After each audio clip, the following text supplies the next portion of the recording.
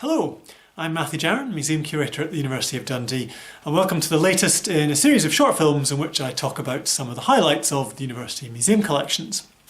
And today we're just going to focus in on one particular object, but it's an object that perhaps more than any other is symbolic of the University and its history, and that is our ceremonial mace. Now, you may well have seen the mace at graduation or at some of the other formal ceremonies of the university, but you probably never actually had the chance to have a really close look at it. And so that's really what we're going to do today. Now, the first thing to say is that, of course, it's quite unusual for a relatively modern university like Dundee to have a mace. It's something we tend to associate with ancient universities.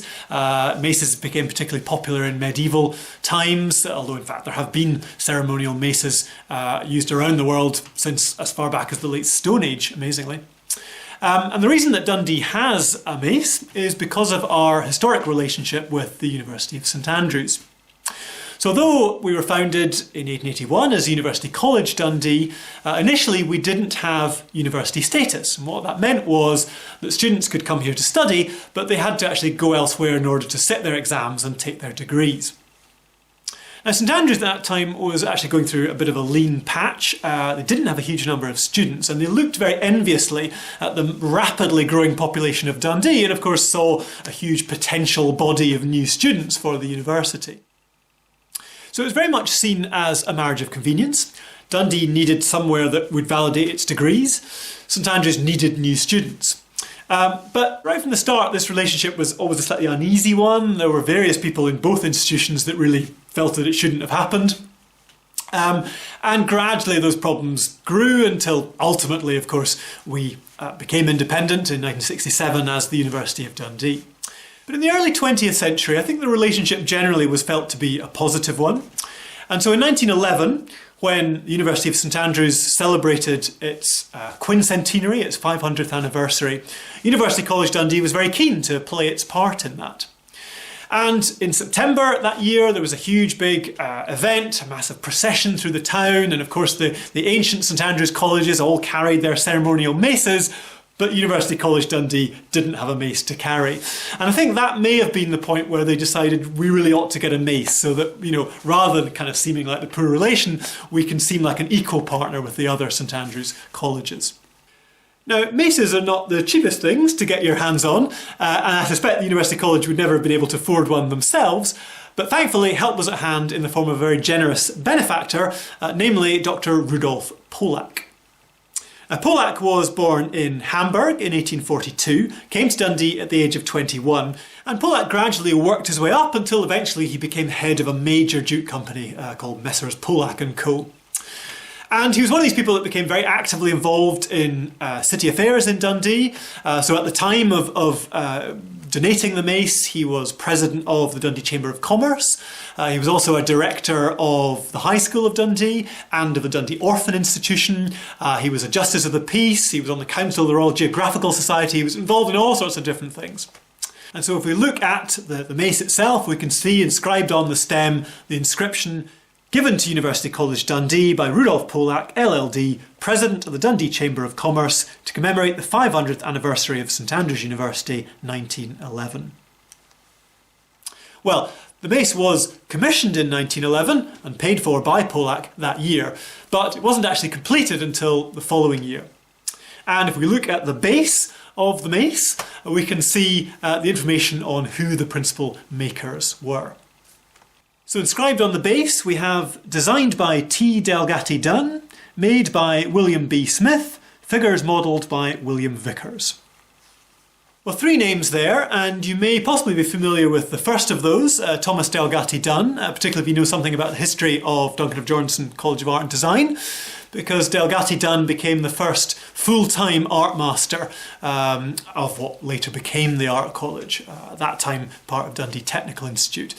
He started in 1892, and really he was the man responsible for building it up into a significant art college, and ultimately becoming Dundee Technical College and School of Art, and then just really after he retired in 1927, it became Dundee College of Art, and then ultimately, of course, Duncan of Jordanstone College. So Delgaty Dunn designed the mace, but the actual making of it was done in Glasgow by a silversmith called William B. Smith. And here are Smith's hallmarks on the side of the mace. And the actual figures, and we'll look at those in a moment, were modelled by a chap called William Vickers, who taught decorative art and stone carving at the Glasgow School of Art at the time. Now there's one other name that isn't mentioned here, but actually played a really important part, and that is William Armstrong Davidson. And he was responsible for the enamelling, and indeed possibly other parts of the mace as well. At that time, Davidson was working as a silversmith with his brother in Glasgow, but just a few years after this, in 1919, he actually moved to Dundee to become head of a new department of modelling and metalwork at the Art College, and indeed remained here right up until he retired in 1947. So Delgaty Dunn clearly spent a lot of time looking at the form of medieval maces, and he incorporated a lot of, for example, Gothic elements into the design. So let's take a close-up look at the various elements in detail. We've already seen the stem and the base, so let's go right up to the top end and look at the top of the mace. And here we have the figure of St Mary, the patron saint of Dundee, carrying a shield with the pot of lilies, which is the town crest of Dundee, and also holding an olive branch, which is a symbol of peace. So let's come down to the main head of the mace, and we see that there are these 8 little alcoves with this Gothic tracery above them, and each one features a figure modelled by Vickers. And these represent, first of all, the various colleges of St Andrews and the various subjects taught at University College. So we start with the figure of St Andrew himself, of course immediately recognisable from his diagonally shaped cross. Then we have the figure of science, holding a sphere to represent the world and all knowledge.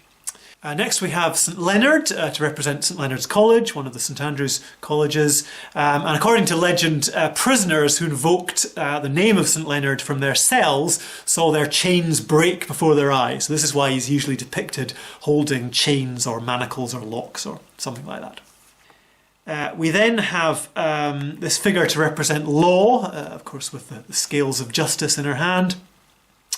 Then we have St Mary, again to represent one of the St Andrews colleges. Now of course that's the same St Mary who's Dundee's patron saint, so she gets to appear twice on the mace. Next we have a figure to represent medicine. Now normally medicine is depicted with the rod of Asclepius, which is basically a staff with a snake around it. Here we seem to have the snake but not the staff for some reason. But anyway, very nice snake it is. We then have St Salvator, again the other St Andrews College, and he's carrying his traditional Orban cross, or Globus Cruciger to give it its proper name. And then finally we have a figure representing the arts, in this case holding a book. Now below the figures we have a series of enamelled shields with coats of arms on them, and this was the part that William Armstrong Davidson was responsible for. But notably, the shields that we see today are not the same as the ones that were originally put on the mace in 1912, and that's because in 1967 it was decided to change some of them. So we'll have to go back to look at some old black and white photos to see how these originally looked. So let's go around again, and underneath the figure of St Andrew we have the coat of arms of the University of St Andrews, which of course they still use today. Underneath the figure of science we have the arms of the city of Dundee. Underneath St Leonard, unsurprisingly, we have the arms of St Leonard's College. Interestingly, they use a different coat of arms today.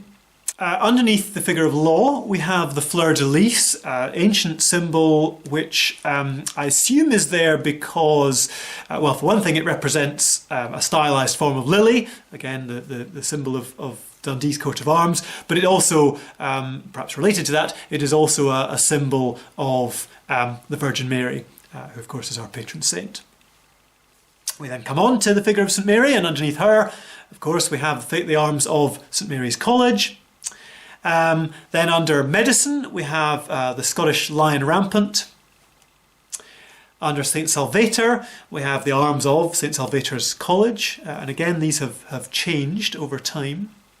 And finally, under the figure of arts, we have the arms of the Baxter family, and specifically Sir George Washington Baxter, who was the chair of the University College Council and was a great nephew of our founder, Mary Ann Baxter. And when we became the independent University of Dundee in 1967, it was decided that we ought to start divesting ourselves of some of this St Andrews iconography. Of course, it was too expensive to redo the carved figures, but it was decided to replace 3 of the enamel shields, specifically the 3 representing the St Andrews colleges. And so under the direction of the principal at the time, James Drever, and with the approval of the Queen Mother, who was the first Chancellor of the newly independent university, the 3 shields were replaced as follows.